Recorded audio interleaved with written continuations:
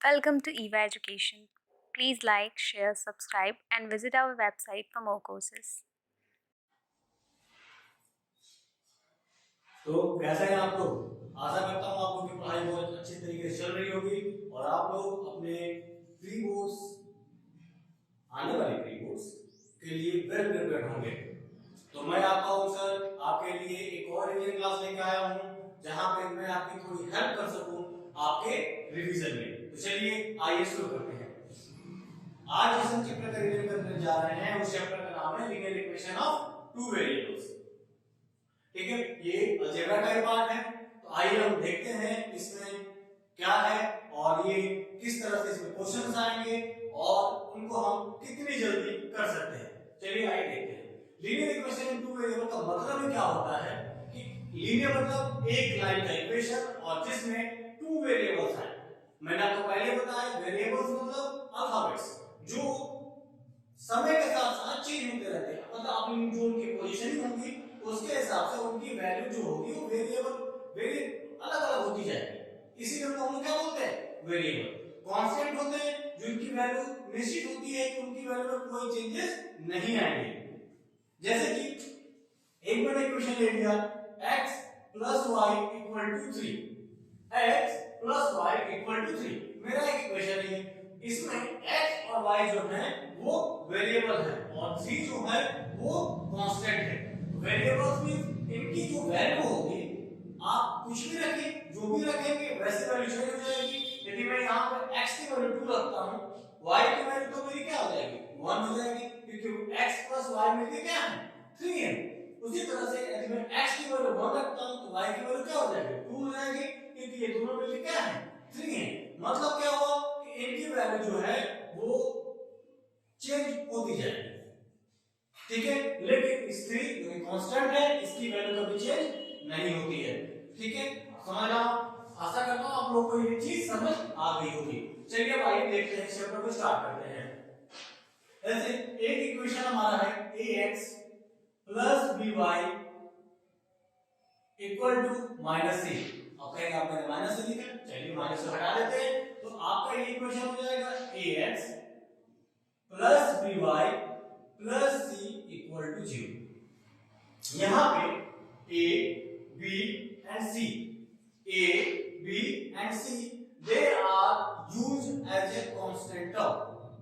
They are used as a constant term and x and y are the variables. ठीक है, चलिए देखिए जैसे कि यहां पे मैं लिख सकता हूं इसको 2x plus 3y plus 6 equal to 0। 2x plus 3y plus 6 equal to 0। मैंने क्या बोला था आपको से कि a b and c are constant term. ठीक है, मतलब उनकी वैल्यू में कोई चेंजेस नहीं होंगे, लेकिन x और y जो है वो वेरिएबल्स की तरह इस्तेमाल हो रहे हैं और उनकी वैल्यू जो हम वैल्यू पुट करेंगे उस हिसाब से चेंज होती जाएगी। मतलब इनके मैं सॉल्यूशन की बात करूं तो इनके कितने सॉल्यूशंस आएंगे एक सॉल्यूशन 2 3 नहीं इनफिनिटली मेनी सॉल्यूशंस। किसी ने कुछ भी वैल्यू रखा उस y की वैल्यू उसी हिसाब से कुछ भी और आ जाएगी। ठीक है, समझ में आता है। यदि मैं इनके सॉल्यूशन की बात करूं तो इसे कितने सॉल्यूशंस आ जाएंगे इनफिनिटली मेनी सॉल्यूशन। आपके क्वेश्चन में जब आपका पेपर होगा तो उसमें क्वेश्चन पूछा भी जा सकता है कि this is equation how many solution it has. तो कितने सॉल्यूशन इसके पास, तो इसके पास है इनफिनिटली मेनी सॉल्यूशंस। ठीक है, इनफिनिटली मेनी सॉल्यूशन मतलब x की वैल्यू कुछ भी रखेंगे तो y की वैल्यू कुछ भी आ सकती है, y की वैल्यू कुछ भी रखेंगे तो x की वैल्यू कुछ भी आ सकती है। जो हमारा मन करे हम वो ला सकते हैं। इस कंडीशन में वहां पे इनफिनिटली मेनी सॉल्यूशन होता है। दूसरी चीज दूसरे का क्वेश्चन आपका आता है वो आता है कि आप कंपेयर कीजिए इस इक्वेशन को ax plus by plus c के साथ। इसके साथ कंपेयर करिए ax plus by plus c के साथ। तो जब आप इसको कंपेयर करते हैं तो आपको क्या मिलता है a की वैल्यू 2 हो जाती है, b की वैल्यू 3 हो जाती है और c की वैल्यू क्या हो जाती है 6। दूसरे टाइप क्वेश्चन ऐसा आता है जहां आपको कंपेयर करना होता है ax plus B Y plus C के साथ। उस कंडीशन में ए की वैल्यू में क्या देगा 2। कंपेयर करिए x x दोनों जगहों पर है तो यहां से क्या होगा a की वैल्यू 2, y वाले दोनों जगहों पे है तो b की वैल्यू क्या होगी 3 और c कांस्टेंट 6। ठीक, हमने कंपेयर कर लिया। अब मान लीजिए कि उसी की जगह पे क्वेश्चन दे दिया आपका 2x plus 3y equal to 9.35 का बार। क्या क्वेश्चन दे दिया 2x plus 3y equal to 9.35 का बार।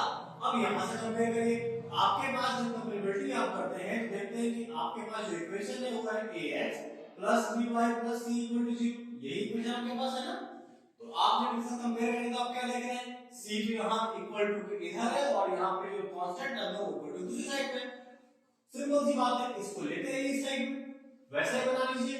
तो ये हो जाएगा 2x प्लस 3y माइनस 9.35 का बार दैट इक्वल टू 0। अब आप सिंपली कंपेयर कर लीजिए, कंपेयर करेंगे तो क्या आएगा a equal to 2, b equal to 3 and c equal to 9.35 का बार।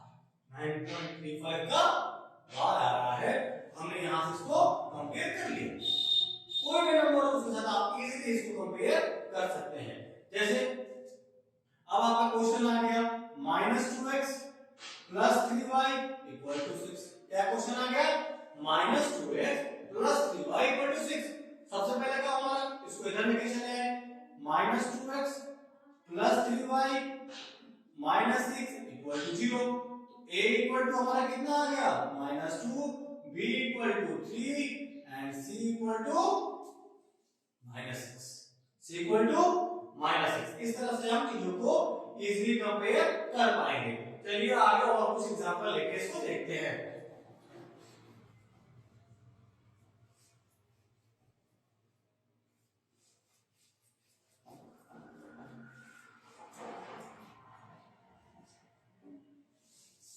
अब यदि ऐसा आ गया कि 3x इक्वल टू 7y, बस इतना ही है।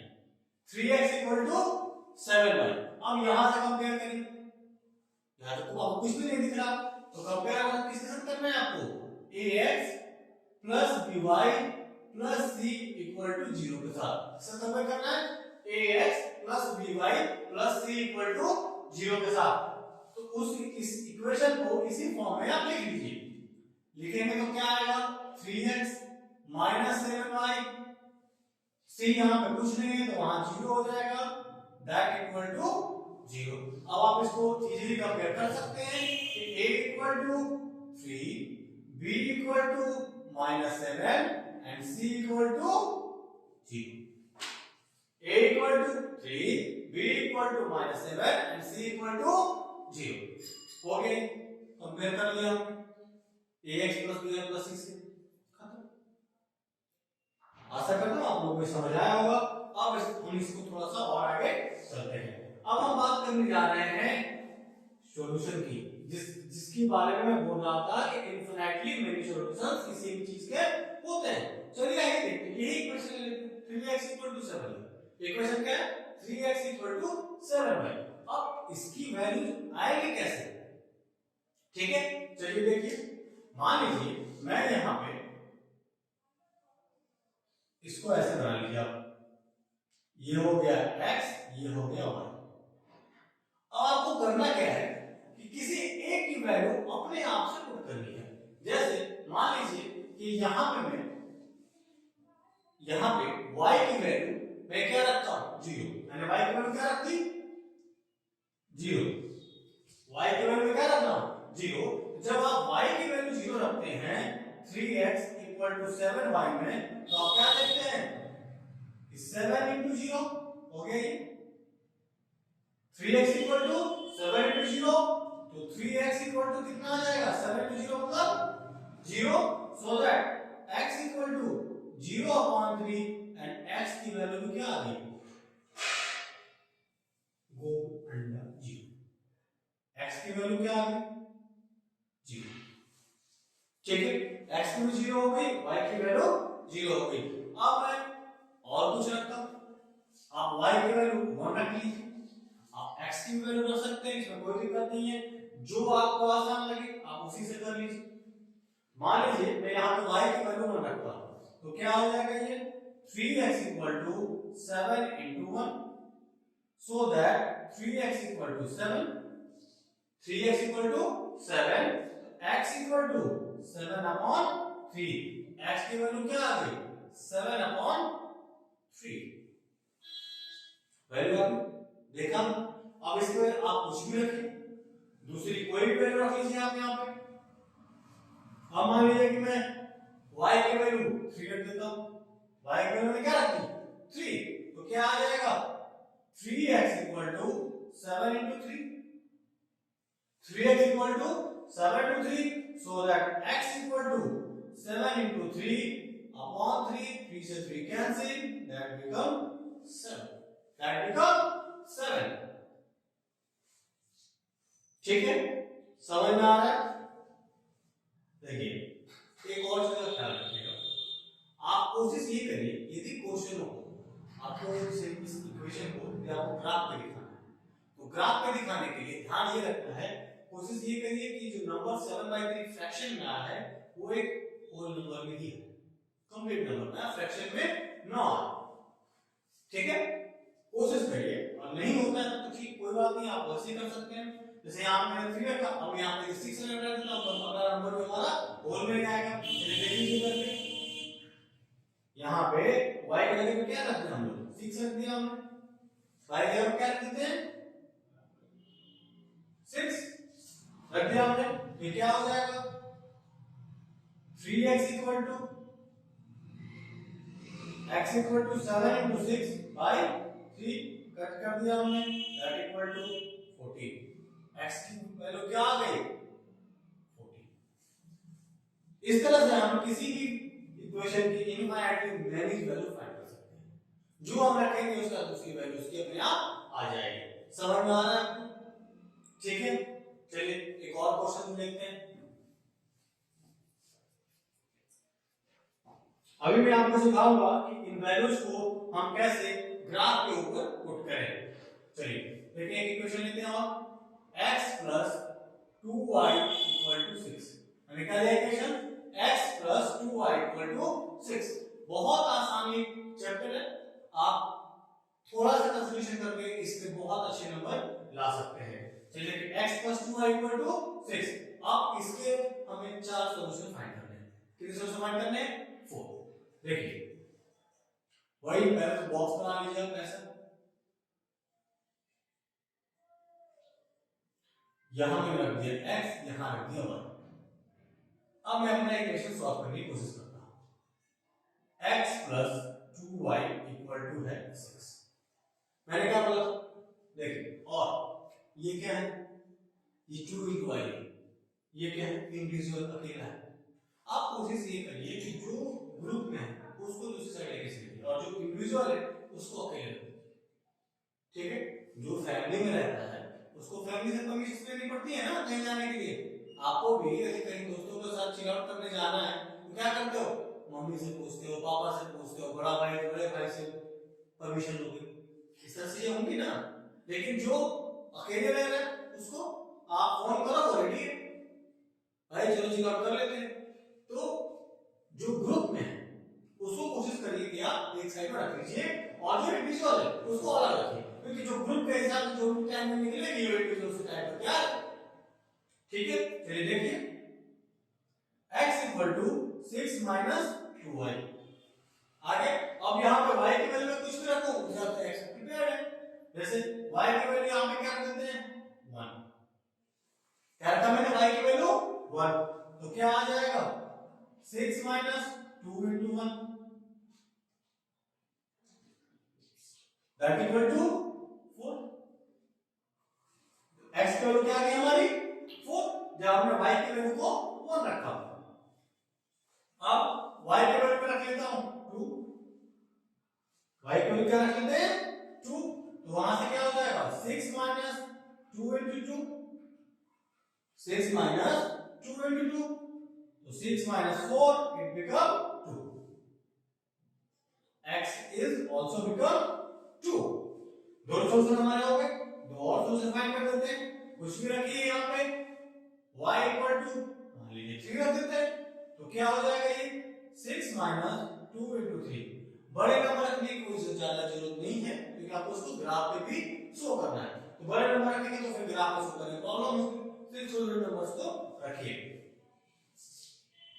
तो 6 minus 6 it become 0, x become 0, y के वैल्यू 3 तो x क्या होगा हमारा 0 हो गया।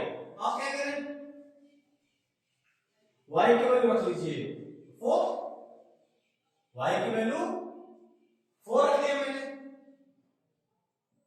तो 6 minus 8 it become minus 2, 6 minus 8 it become minus 2। मैंने बताया था ना कि जब दो डिफरेंट साइन रहते हैं तो बड़े में छोटे को माइनस कर दीजिए और बड़े साइन का बड़े नंबर का साइन पुट कर दीजिए। तो हमने 8 में 6 को माइनस किया और बड़ा नंबर क्या था 8 का साइन क्या था माइनस, यहां माइनस पुट कर दिया, तो हमारी x की वैल्यू क्या आ गई -2। इतना समझ में आ गया आपको, ठीक है। ये हमने नंबर्स देखिए। अब ये जो हमने नंबर फाइंड किए हैं चार सॉल्यूशंस, इनको हम दिखाएंगे कहां पे, ग्राफ पे। देखिए ग्राफ पे कैसे दिखाएंगे। इसके लिए आपको ग्राफ पेपर की जरूरत पड़ेगी, तो मैं यहां ग्राफ पेपर पे नहीं दिखा रहा हूं, मैं इसको आपको बोर्ड पे बना के दिखाता हूं कि इसको हम कैसे शो करेंगे। जो हमारे प्रीवियस क्लास में थी कोऑर्डिनेट ज्योमेट्री की, उसमें मैंने आपको बताया था कि ग्राफ हम कैसे यूज करते हैं, उसमें वैल्यूएशंस कैसे कैसे पुट की जाती है।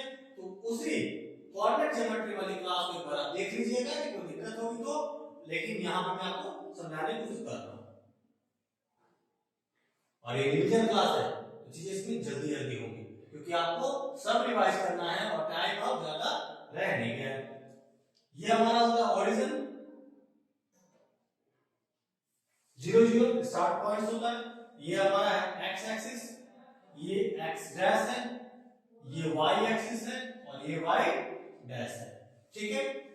अब हमें वैल्यूज को पुट करना है, तो इधर हमारा राइट की तरफ पॉजिटिव वैल्यूज होती है, तो उनको रख देते हैं यहाँ पे 1 2 3 4 5। इधर नेगेटिव वैल्यूज होती हैं, उनको रख देते हैं -1 -2 -3 -4 -5। ऊपर की तरफ पॉजिटिव वैल्यूज होती है, उनको रख देते हैं 1 2 3 4 5। और इधर होती है नेगेटिव वैल्यूज, उनको रख देते हैं -1 -2 -3 -4 -5। जितनी आपकी रिक्वायरमेंट हो वैसे ही आप इसको बना लेंगे। ग्राफ के ऊपर भी जो आपके बॉक्सेस होंगे एक एक, उन बॉक्सेस का इस्तेमाल करिएगा। जो बड़ा बॉक्स होगा आप 1 1 उसको मान सकते हैं, फिर उसको नेगेटिव की तरफ मान लीजिएगा, फिर पॉजिटिव। अब इसको हम लोग दिखाते हैं, इस ग्राफ में दिखाएंगे कैसे। x की वैल्यू क्या है 4, मतलब x एक्सिस में हम कहां चले जाएं 4 पे, 1 2 3 4 यहां आ गए। फिर y की वैल्यू क्या लिखा है 1, तो हमने इस y की वैल्यू को यहां पे पुट कर दिया। ये हमारा क्या है 4 एंड 1, क्या है हमारा ये 4 एंड 1, ठीक है। x की वैल्यू 4 थी और y की वैल्यू 1 थी, हमने उसको इसके सामने दिखा दिया कि ये 4 एंड 1 है। अब x की वैल्यू क्या है 2, हम आ गए 2 पे, y की वैल्यू क्या है 2, इसको यहां दिखा दीजिए। ये हो गया 2 एंड 2। अब x की वैल्यू क्या है 0, y की वैल्यू क्या है 3, तो 0 मतलब आप यहीं पर जाएंगे, ऊपर की तरफ चले जाइए आप, ये क्या हो जाएगा 0 एंड 3। अब x की वैल्यू क्या है -2, हम आ गए -2 पे, y की वैल्यू क्या है 4, हम आ गए इसके साथ। तो ये क्या हमारा हो गया -2 एंड 4। इतनी बात समझ में, -2 एंड 4, ठीक है। अब आपको क्या करना है कि यहां से इन सभी पॉइंटों को मिला देना है, ठीक है। ये बेसिकली जब आप ग्राफ पे इसे बनाएंगे तो ये एक सीधी लाइन बनेगी, इसमें वेव्स नहीं आएंगे। आप करेंगे क्या, इन सारे पॉइंट्स को स्केल पर रखेंगे और सीधे इसको मैच करा देंगे, ठीक है। क्या करना है, पॉइंट्स पर रखना है और सीधे मैच करा देना है। यदि आपका ये सीधी लाइन नहीं बनता है, क्या होता है यदि आप इसे ग्राफ में सॉल्व करते हैं या अपने स्केल से सॉल्व करते हैं तो यदि सीधी लाइन नहीं बनती है इसका मतलब ये सॉल्यूशन गलत है, और यदि सीधी लाइन आपकी फ्रेम हो गई तो समझिएगा इसका सॉल्यूशन सही है। और इस लाइन के ऊपर आप क्या लिख देंगे, अपना इक्वेशन x + 2y = 6। ठीक है, समझ में बात आ गई। मैंने फिर बोल रहा हूं, मैं यहाँ पे एकदम इन पॉइंट को मिलाकर एक सीधी लाइन बनेगी, बिल्कुल सीधी लाइन। यदि सीधी लाइन नहीं बनती है इसका मतलब ये है कि आपने गलती की है, इन पॉइंट्स को निकालने में आपसे गलती हुई। ठीक है, आशा करता हूं आपको समझ आ गया। ओके, आगे चलते हैं।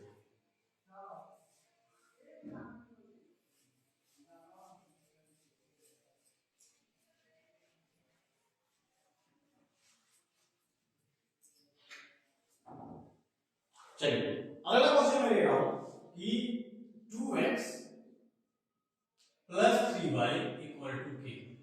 ये हमारा क्वेश्चन क्या है, 2x + 3y = k, और यहाँ पे x की वैल्यू दे रखी है 2, x = 2 and y = also 1, y = 1, x = 2 and y = 1।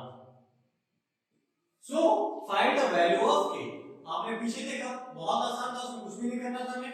करना क्या है, जहां x है वहां 2 रख दीजिए, जहां y है वहां पे 1 रख दीजिए। तो ये क्या हो जाएगा, 2 × 1 + 3 × 1 = k। 2 × 1 2 + 3 = k।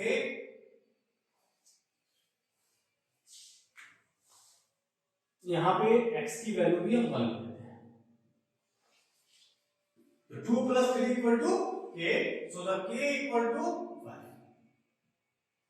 k = 5, हमारी x की वैल्यू 1 थी, y की वैल्यू 1 थी, हमने x और y की जगह 1 रख दिया, हमारा k का वैल्यू सॉल्व हो गया। अब मान लीजिए कि यही पे रहता है आपका कि x = 2 and y = 1, क्या करते हैं, कुछ नहीं, जहां x है वहां पर 2 रख दीजिए, तो 2 × 2 + 3 × 1 that = k, 4 + 3 = k, so that 7 = खत्म।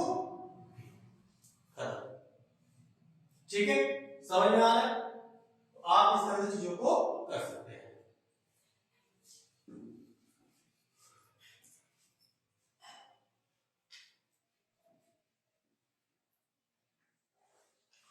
अब एक क्वेश्चन ये है कि 3y + ax + 7, ये आपका इक्वेशन है। 3y = ax + 7, और कह रहा है कि 3 and 4 if the point 3 and 4 line on the graph of equation, जो आपका पॉइंट 3 और 4 है इस इक्वेशन के, जो आपका इस इक्वेशन जो ग्राफ बन रहा है उसकी लाइन का प्रोसीक्यूटेड है, मतलब जो हम लोग ऐसे ग्राफ बनाते हैं उसमें जो ये लाइन बनती है उस लाइन के ऊपर ये 3 और 4 पॉइंट है, उस लाइन के ऊपर ये 3 और 4 पॉइंट हमारा है। ठीक है, तब उस कंडीशन में आपको इस a की वैल्यू निकालनी है। ठीक है, क्या कह रहा है कि ये 3 और 4 है, इस इक्वेशन से ग्राफ के ऊपर जो लाइन फ्रेम हो रही है उसी लाइन का ही ये पॉइंट है। मतलब इसका क्या हो जाएगा कि x की जो वैल्यू होगी वो 3 होगी और y की वैल्यू क्या हो जाएगी 4। आप इसको यहां रख दीजिए, x की जगह पे 3 एंड y की जगह पे 4, कर दीजिए सॉल्व, a आ जाएगा आपका। तो 3 × 4 = 3 × x + 7, 3 × 4 = 3 × x + 7, 3 4 12 = 3x + 7, 7 side change करिए, 12 - 7 = 3x, 12 - 7 कितना हो जाएगा 5, 5 = 3x, so that 5/3 = x। 5/3 equal to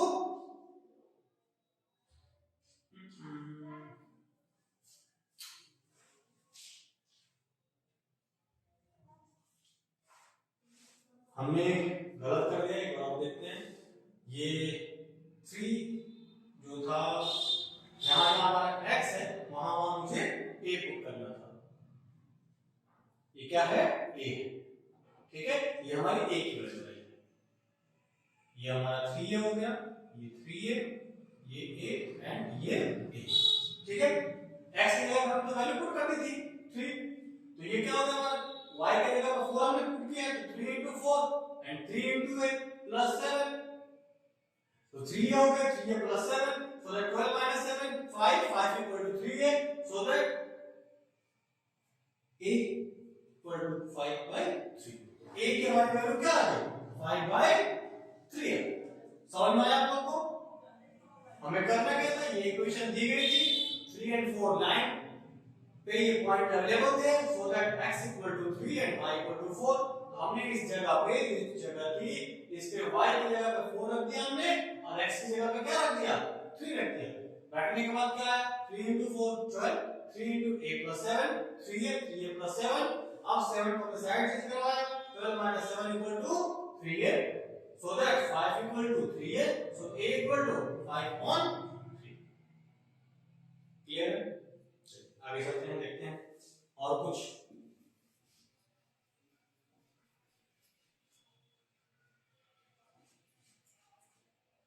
ऐसे ही सॉल्यूशंस करने के लिए आपको बहुत सारे क्वेश्चन इस चैप्टर में दिए गए हैं। जैसे कि एक क्वेश्चन आता है f equal to 9/5 c plus 32, 9/5 c plus 32। ये क्या होता है? ये f फॉरेनहाइट है, c सेल्सियस। ये फॉरेनहाइट को सेल्सियस में चेंज करने का फॉर्मूला भी होता है फेज के। ये यही क्वेश्चन आपकी किताब के अंदर एनसीईआरटी बुक में दे रखा है। इस क्वेश्चन को चलिए हम सॉल्व करते हैं। यहां पे उसने कहा है कि f और c के अलग अलग वैल्यूज लेके दूसरे फॉर्मूले को कन्वर्ट करें। चलिए आइए देखते हैं। मान लीजिए यहां पे f की मैं वैल्यू 95 डिग्री लेता हूं। f की वैल्यू क्या लेता हूं मैं? 95 डिग्री, ठीक है। 95 डिग्री मैं f की वैल्यू को लेता हूं। तो f में लेकर मैं आपका क्या क्या करिए, यहां पे 95 रख दीजिए। 95 equal to 9/5c, 9/5c plus 32, 9/5c plus 32।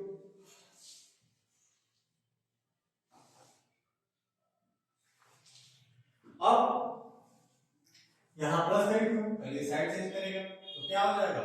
-32। 95 में 32 कितना होगा? जल्दी बताइए। 63, that equal to 9/5c, so that 63 into 5 upon 9 equal to c, 9 7 जा, so that c equal to 35। मतलब फॉरेनहाइट कितना है? 95 है, तो सेल्सियस कितना होगा? 35 होगा। आप इसको ऐसे ग्राफ के ऊपर भी लिख सकते हैं। यहाँ f, यहाँ c। f 95 था तो c कितना आ गया हमारा? 35। चलिए आगे देखते हैं, ठीक है। अब कह रहा है दूसरी वैल्यू जो है वो f की आप लीजिए 0 डिग्री सेल्सियस। f की वैल्यू क्या लेने के लिए बोल रहा है आप? 0 डिग्री। चलिए वो भी लेके देखते हैं।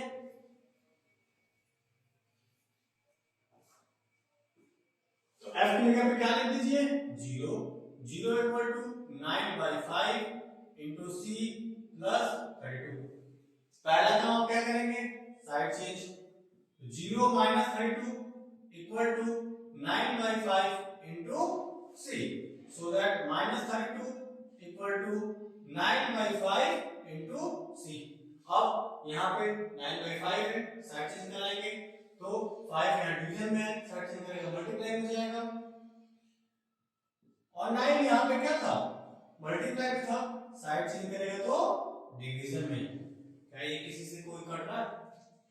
देखिए 5 2 और 5 नीचे 9 कटेगा, मल्टीप्लाई कर दीजिए, कितना आ जाएगा 160 बाय 9 दैट इक्वल टू सी। आप चाहिए इसको, आप चाहें इसको डेसिमल चेंज कर सकते हैं, आप कर लीजिए डिवाइड करके इसको।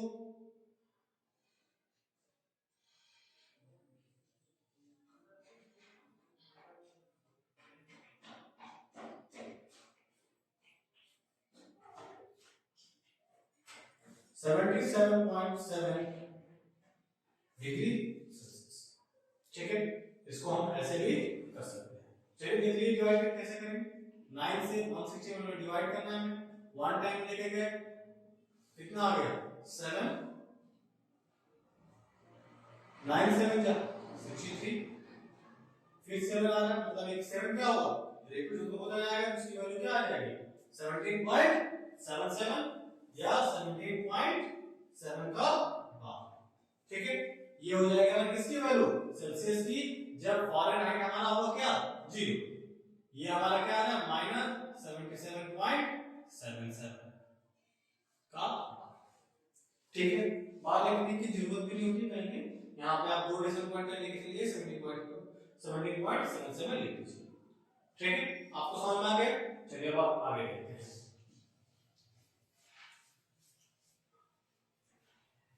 अब यदि इसी इक्वेशन में c की जो आपकी वैल्यू c वो वैल्यू दे रखी है कितनी 30 डिग्री, c की वैल्यू क्या दे दिया उन्होंने 30 डिग्री, 9/5 c की वैल्यू 30 डिग्री प्लस 32, तो आप इसको यहीं पे कट कर सकते हैं, 9 6 जा 5 6 जा 30 कट कैंसिल, 9 6 जा 54 प्लस 32 कर लीजिए इनको ऐड, कितना हो जाएगा ये 86, तो फ़ारेनहाइट में चेंज करेंगे तो कितना आ जाएगा 86, कब जब आपकी c की वैल्यू कितनी हो 30 हो, c की वैल्यू क्या हो 30 हो, f की वैल्यू क्या हो जाएगी 86, ठीक है। समझ में आई, समझ में आया, आगे देखिए। अब क्या करते हैं हम लोग, अब c इक्वल टू एक बार 0 रख के इसको भी देख लेते हैं, इससे क्या आता है f equal to 9/5 into 0 plus 32, c की वैल्यू क्या रखी हमने 0, किसी नंबर से 0 मल्टीप्लाई करेंगे तो वैल्यू क्या आएगी ऑब्वियस सी बात 0 equal to 0 plus 32, so it become only 32। अब 32 आता है जब c की वैल्यू 0 रखते हैं, c की वैल्यू क्या हो गई आपकी 0, f की वैल्यू आ गई 32, ठीक है। ये हमारे सॉल्यूशंस हो गए। अब आपका एक और टॉपिक बचता है इस चैप्टर का, वो है किसी भी इक्वेशन को 1 वेरिएबल या फिर 2 वेरिएबल में लिखना, आज उसको भी कर लेते हैं और उसके साथ हमारा ये चैप्टर जो होगा वो खत्म हो जाएगा। मान लीजिए ये y इक्वल टू 3 लिखा हुआ है, y इक्वल टू 3, अब देख रहे हैं कि ये जो वैल्यू जो इक्वेशन है वो किसमें है, ये 1 वेरिएबल में, इक्वेशन किसमें है 1 वेरिएबल में, y इक्वल टू क्या है 3 है।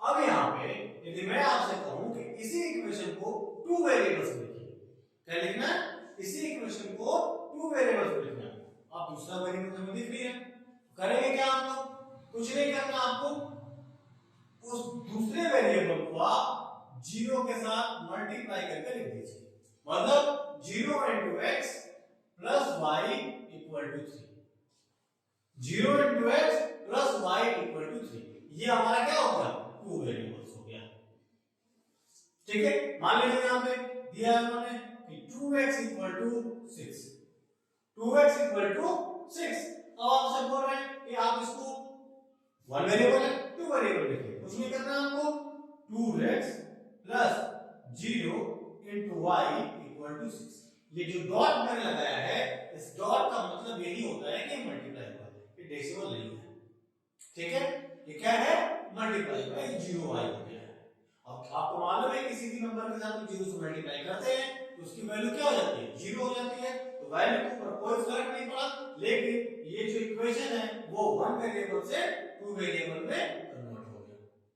ठीक है, ग्राफ वाले जो क्वेश्चन थे जिनको ग्राफ पर दिखाना था, आप उनके वैल्यूएशन को सॉल्व करके इस तरह से निकाल के फिर उसको ग्राफ पेपर पे with the use of scale आप उसे दिखाएंगे, और उसको ध्यान रखिएगा दिखाने के बाद जैसे ये जो वैल्यूज आई हैं उसमें एक सीधी लाइन आनी चाहिए।